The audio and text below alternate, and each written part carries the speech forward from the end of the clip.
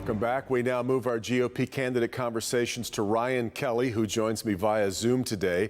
Good to have you with me here, Ryan. I really appreciate the time. I would like to start, though, with the fact that we just found out this past week that your name is going to appear on the ballot. The Court of Claims made that decision.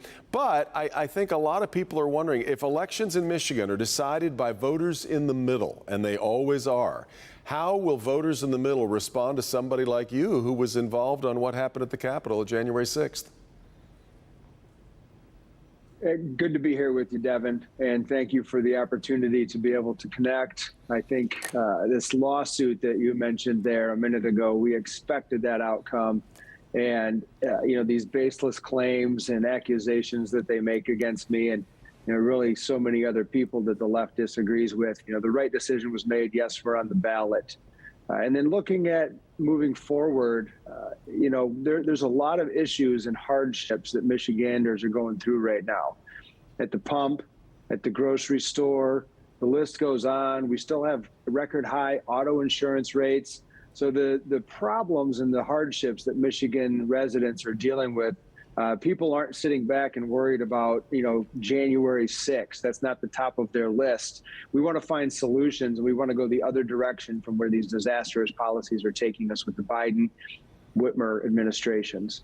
I think you're right. I mean, the economy is always very top of mind, but as we move forward, your next hearing, I guess, on this matter will be in September. It could be top of mind by then. But I guess to the broader question, we've done some recent polling that shows that even Republican voters, because we polled only Republican voters this past week, and even they seem to hold different policies and different ideas on the issues than you and the other four candidates. By and large, they're in favor of abortion in cases of rape and incest and in protecting the life of the mother.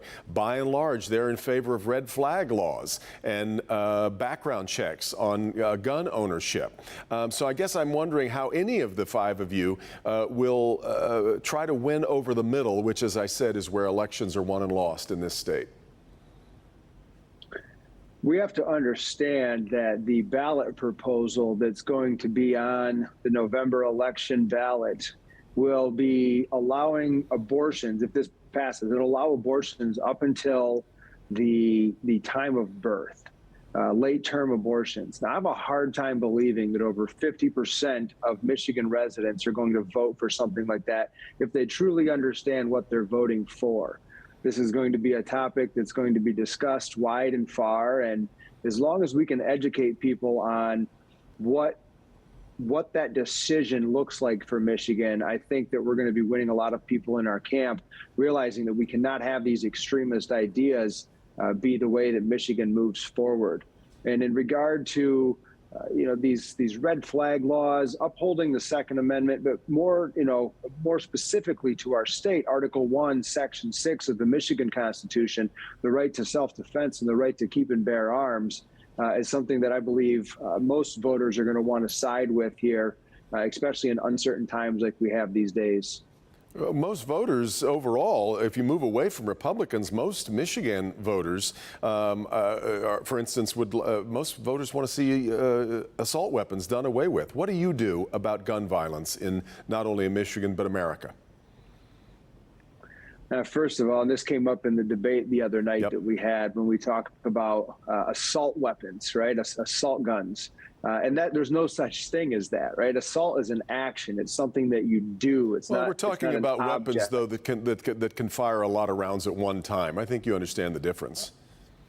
Yeah, but words matter, and that's where we don't let people manipulate and pretend that these weapons are assault weapons. If the person does something wrong with them, that's an action that they take. You can do a lot of damage with vehicles, for example. And so we must look at the wording on that, first of all. Second of all, when it comes to the mental health issues that we have here in our state, addressing these mental health issues, I think, is very important. And remember that the government in most instances is the problem and not the solution. Leaning on faith-based communities and finding other methods and avenues in order to provide mental health to individuals is extremely important. We have a big problem in our state and in our country right now with that issue more so than the actual gun issues. And, abortion claims more lives every year than gun related crimes. Let me ask you something that I mentioned earlier. I want to help Republican voters try to discern the differences between you and the other GOP candidates. Why don't you draw the distinction for me? None of you really have any legislative or government experience. Where would you say that what separates you? You've spent most of your life working in real estate. How does that prepare you for the governor's office? Where do you separate yourself from the other four candidates? That's a great question. One of the biggest components of those that should be leading our state and in our country is the courage to do the right thing. We've seen so much corruption, not here in Michigan, but nationally. We've seen so many special interest deals. And even the word bipartisanship in a lot of ways means that there's an emotional driver that Republicans and Democrats are working together, but usually who wins on those bipartisan deals is the politicians and the special interest groups. I talk about the Mackinac Policy Conference often, where when there was 10 candidates in the governor's race, I was one of the 5 that was invited up to the island to debate. It's a 3-day event there for that Mackinac Policy Conference, right. And they required vaccine identification cards or negative COVID tests to come to the island or to come to the event. Except for the governor's debate, they moved that outside. They segregated all of the candidates outside. And I told them that I'm declining my invitation unless they remove all the COVID requirements for all attendees.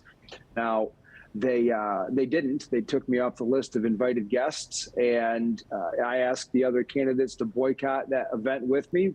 And John Adams said, stand on principle even if you stand alone. So with the difference between me and the other candidates is the policies that I'm talking about, the changes that I want to see. I actually take the actions that align with those things now. And it's not a, hey, elect me and I'll do these things. It's I'm fighting for these things right now with my actions.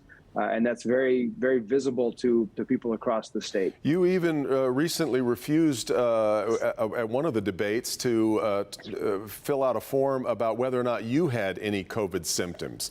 I mean, don't we have to take some kind of measures to ensure public health when we've got something as serious as COVID-19 still running around and killing people?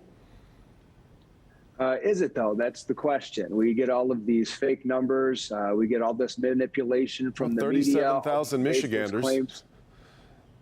Yeah, and we see that those numbers were misreported. Drinking and driving causes a lot of issues, too. I don't see anybody going and attacking alcohol sales and going after that.